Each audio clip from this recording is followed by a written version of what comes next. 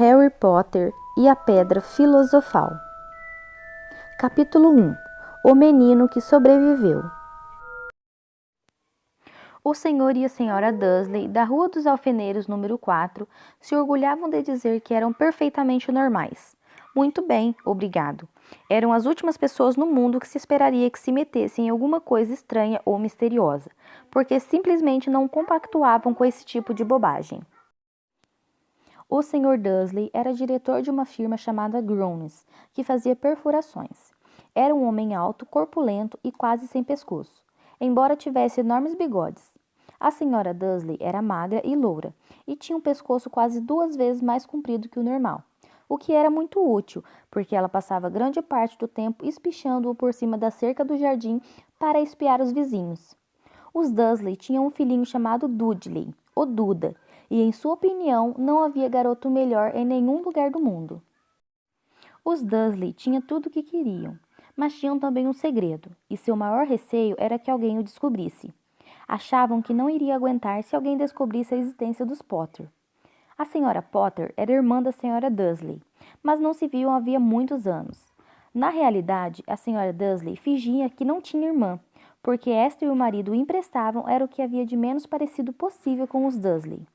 Eles estremeciam só de pensar o que os vizinhos iriam dizer se os Potter aparecessem na rua. Os Dursley sabiam que os Potter tinham um filhinho também, mas nunca o tinham visto. O garoto era mais uma razão para manter os Potter à distância. Eles não queriam que Duda se misturasse com uma criança daquelas. Quando o senhor e a senhora Dursley acordaram na terça-feira monótona e cinzenta em que nossa história começa, não havia nada no céu nublado lá fora, sugerindo coisas estranhas e misteriosas que não tardariam a acontecer por todo o país. O Sr. Dursley cantarolava ao escolher a gravata mais sem graça do mundo para ir trabalhar, e a senhora Dursley fofocava alegremente enquanto lutava para encaixar um Duda aos berros na cadeirinha alta. Nenhum deles reparou em uma coruja parda que passou, batendo as asas pela janela. Às 8h30, o Sr. Dursley apanhou a pasta, deu um beijinho no rosto da Sra. Dursley e tentou dar um beijo de despedida em Duda, mas não conseguiu, porque na hora Duda estava tendo um acesso de raiva e atirava o cereal nas paredes.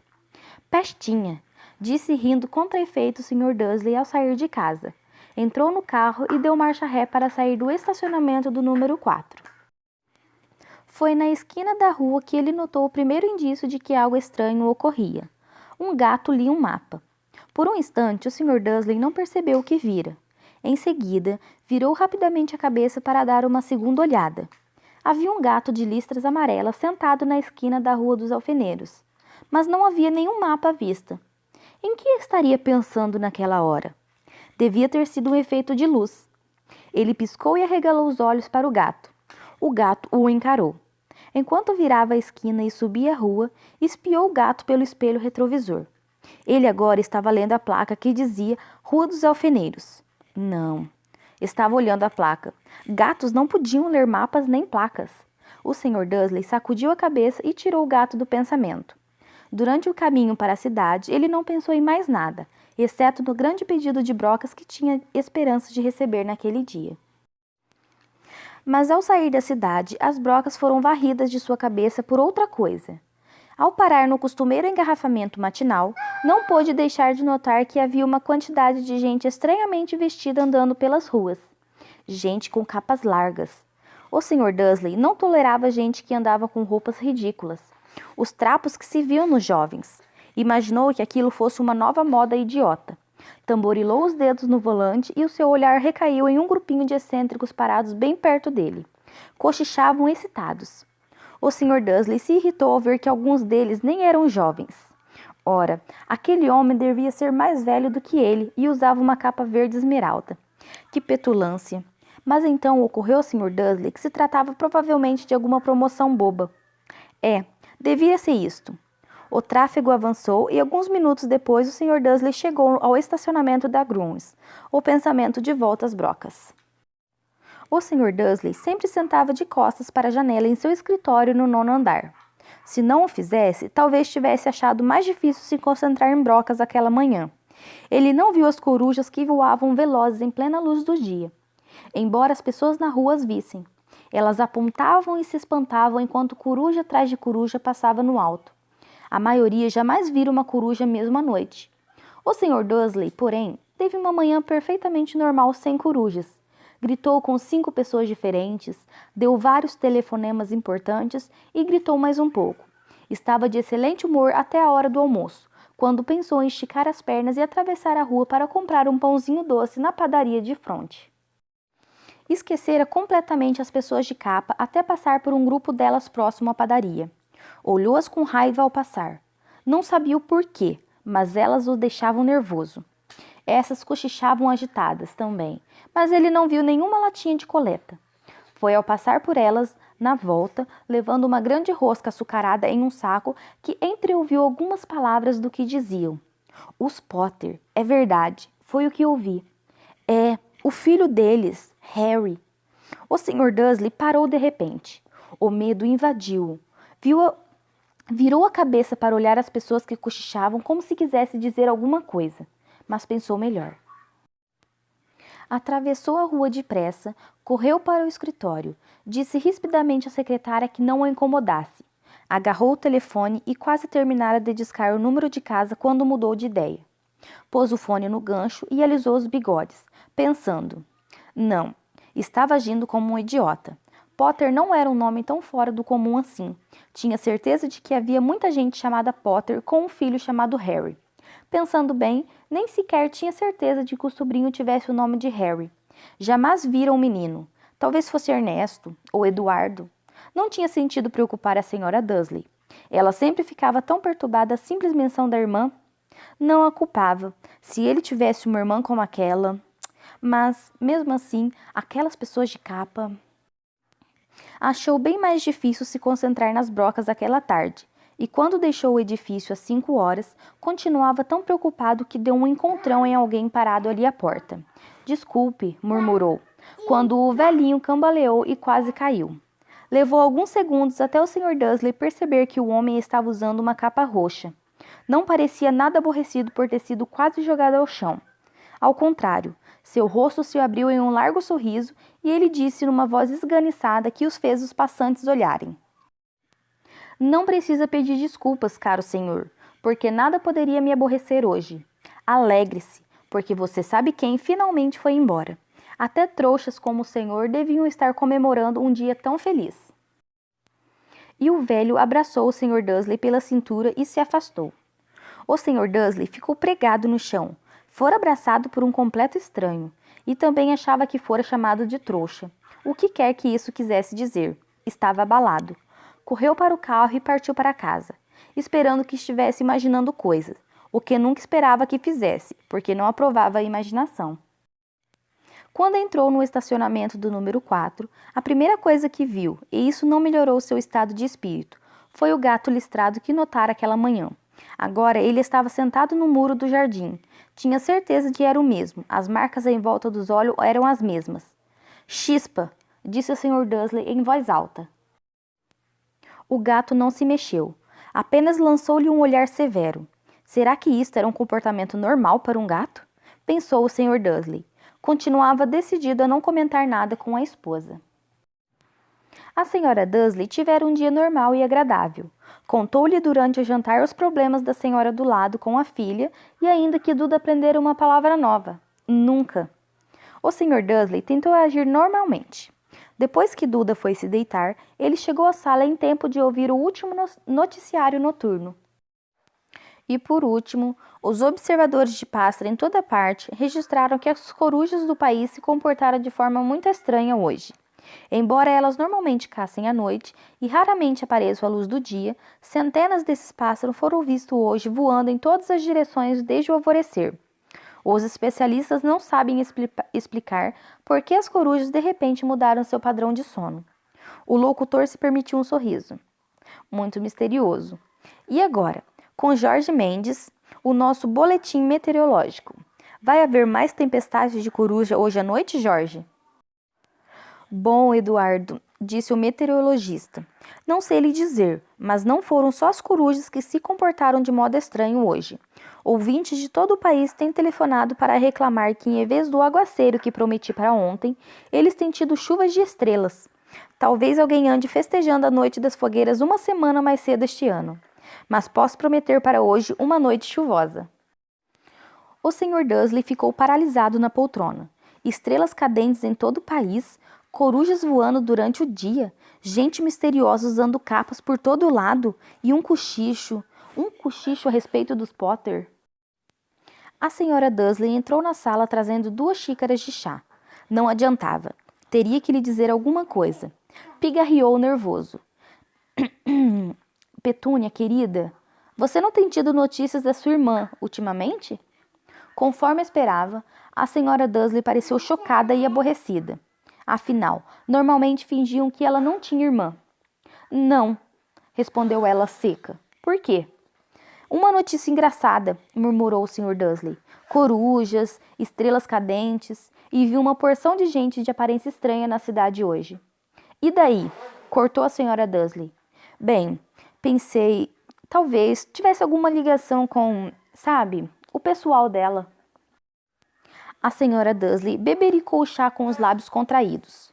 O Sr. Dursley ficou em dúvida se teria coragem de lhe contar que ouvira o nome Potter. Decidiu que não.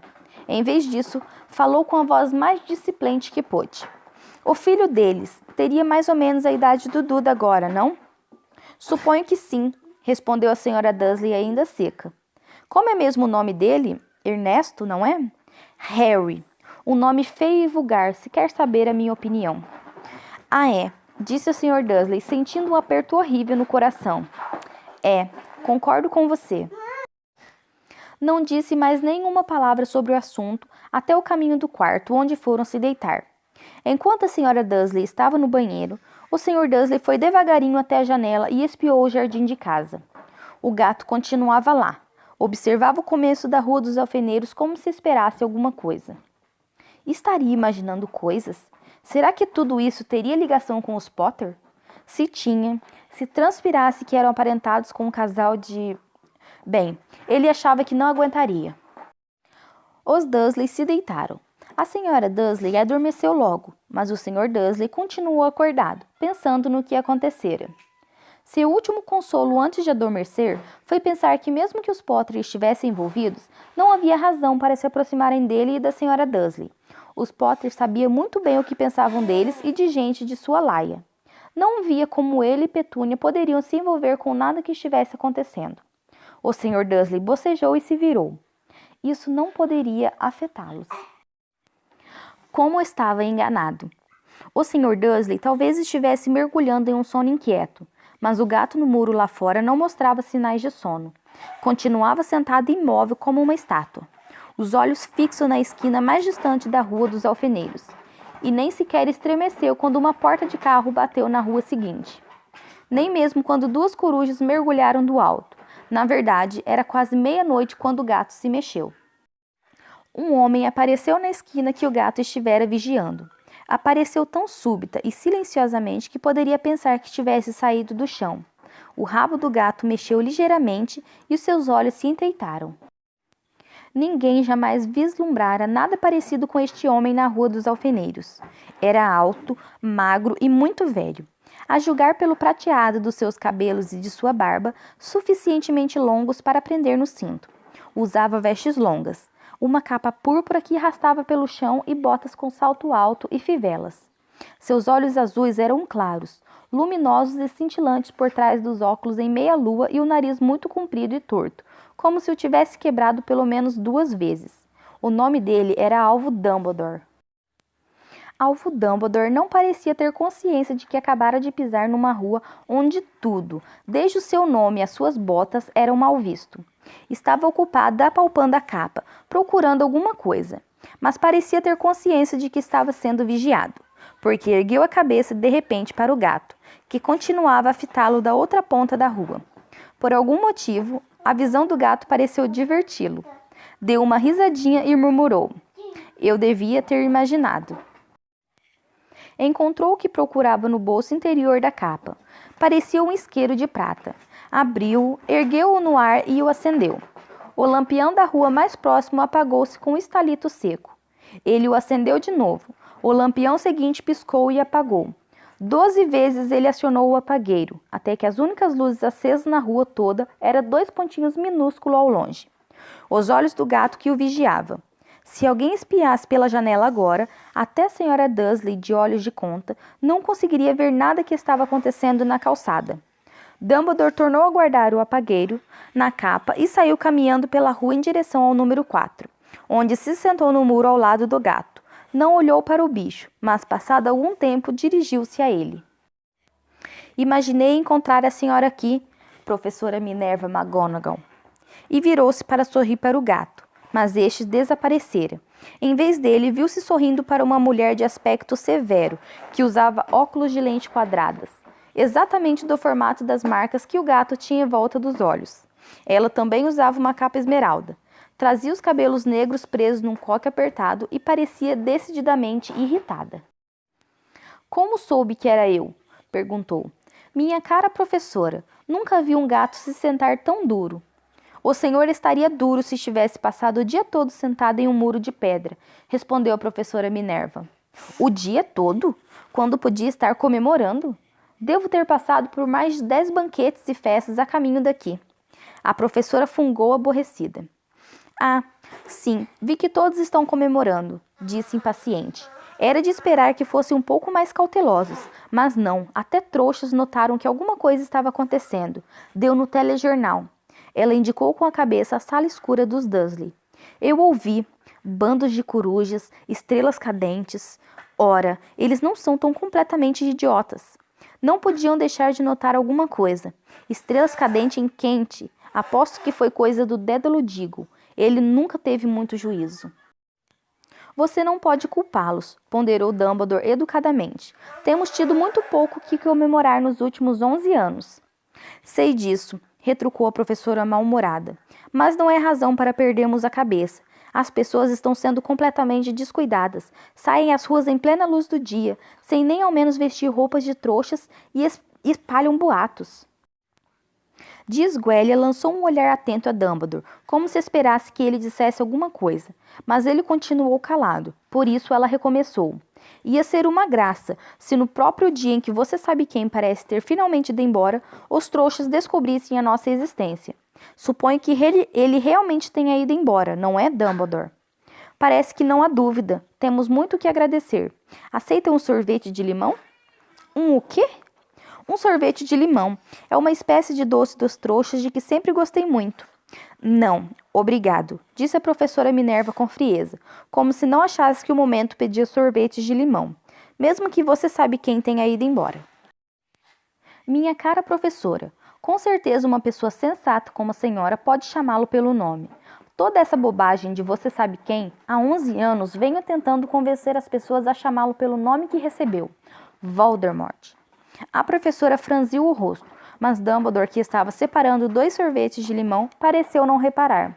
Tudo fica tão confuso quando todos não param de dizer você sabe quem. Nunca vi nenhuma razão para ter medo de dizer o nome Voldemort. Sei que não vê, disse a professora parecendo meio exasperada, meio admirada. Mas você é diferente. Todo mundo sabe que o único de quem você sabe... Ah, está bem, de quem Voldemort tem medo. Isto é um elogio, disse Dumbledore calmamente. Voldemort tinha poderes que nunca tive. Só porque você é muito, bem, nobre para usá-los. É uma sorte estar escuro. Nunca mais corei assim desde que Madame Pomfrey me disse que gostava dos meus abafadores de orelhas novos. A professora Minerva lançou um olhar severo a Dumbledore e disse: As corujas não são nada comparadas aos boatos que correm. Sabe o que todos estão dizendo? Por que ele foi embora? Que foi que finalmente o deteve? Aparentemente, a professora Minerva chegara ao ponto em que estava ansiosa para discutir a verdadeira razão pela qual estivera esperando o dia todo em cima de um muro frio e duro, porque nem como gato, nem como mulher, ela fixara antes um olhar tão penetrante em Dumbledore como agora. Era óbvio que, seja o que fosse que todos estavam dizendo, ela não iria acreditar até que Dumbledore confirmasse ser verdade. Dumbledore, porém, estava escolhendo mais um sorvete de limão e não respondeu. O que estão dizendo, continuou ela, é que a noite passada Voldemort apareceu em Godric Hollows. Foi procurar os Potter. O boato é que Lily e Tiago Potter estão mortos. Dumbledore fez que sim com a cabeça. A professora Minerva perdeu o fôlego. Lilian e Tiago, não posso acreditar. Não quero acreditar. Ah, Alvo. Dumbledore estendeu a mão e deu-lhe um tapinha no ombro. Eu sei, disse deprimido. A voz da professora Minerva tremeu ao prosseguir. E não é só isso. Estão dizendo que ele tentou matar o filho dos Potters, Harry, mas não conseguiu. Não conseguiu matar o garotinho. Ninguém sabe o porquê nem como, mas estão dizendo que na hora que não pôde matar Harry Potter, por alguma razão o poder de Voldemort desapareceu, e é por isso que ele foi embora. Dumbledore concordou com a cabeça sério. É verdade, gaguejou a professora. Depois de tudo que ele fez, todas as pessoas que matou, não conseguiu matar um garotinho. É simplesmente espantoso, de tudo que poderia detê-lo. Mas por Deus, como foi que Harry sobreviveu? Só podemos imaginar, disse Dumbledore. Talvez nunca cheguemos a saber. A professora Minerva pegou um lenço de renda e secou com delicadeza os olhos por baixo das lentes dos óculos.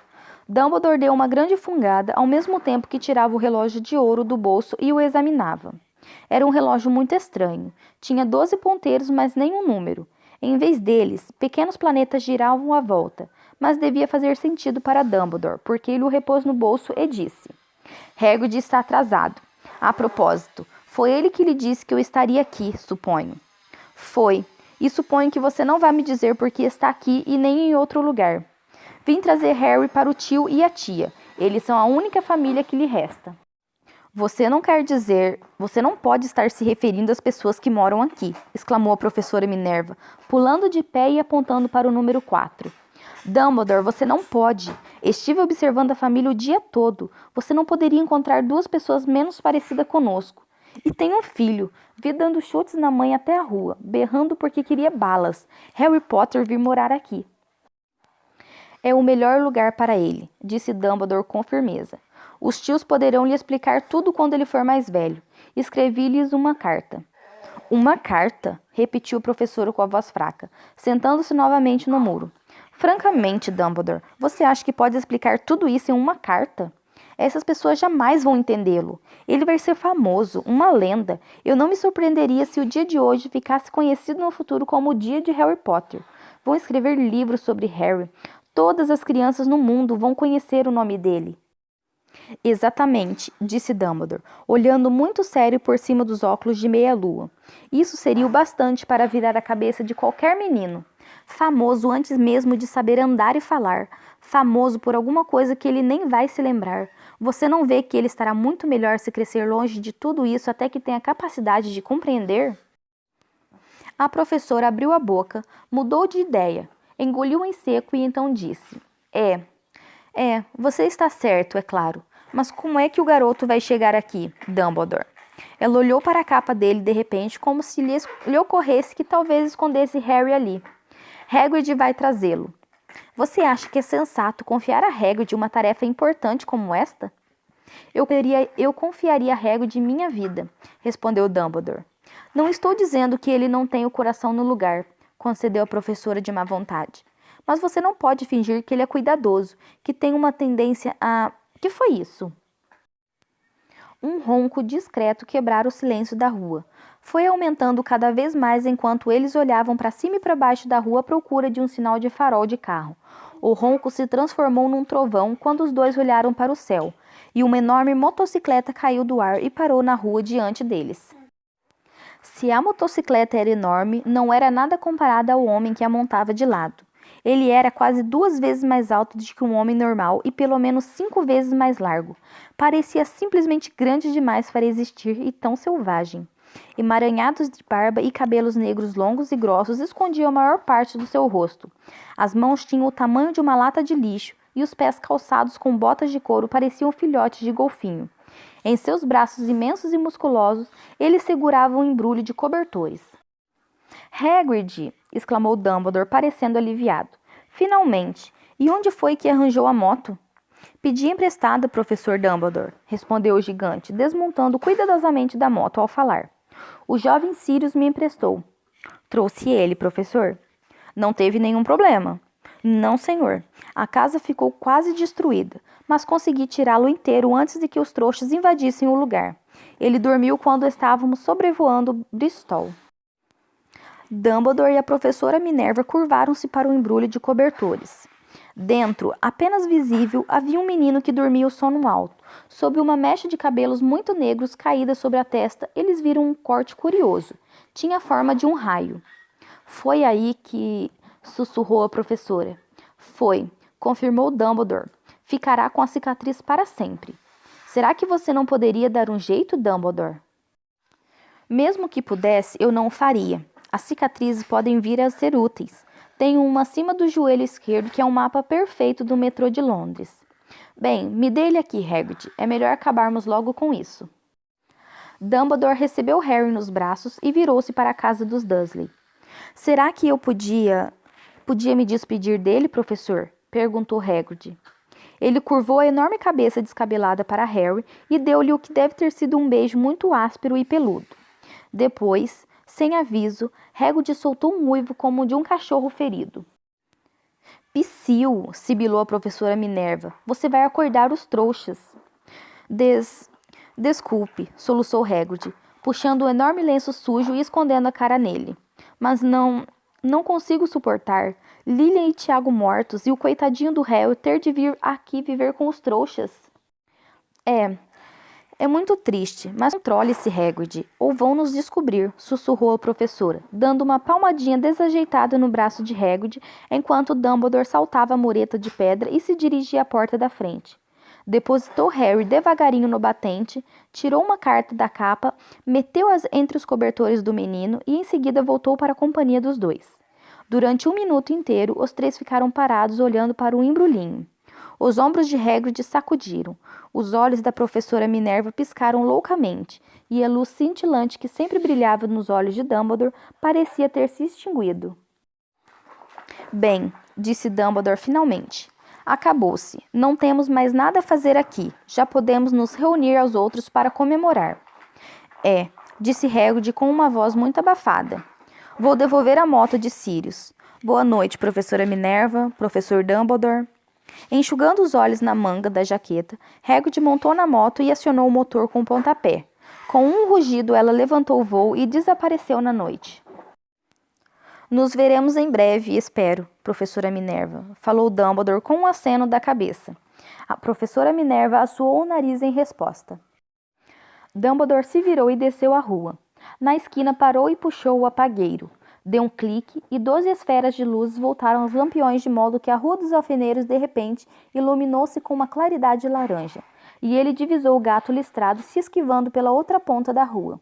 Mal dava para enxergar o embrulhinho dos cobertores no batente do número 4. Boa sorte, Harry, murmurou ele.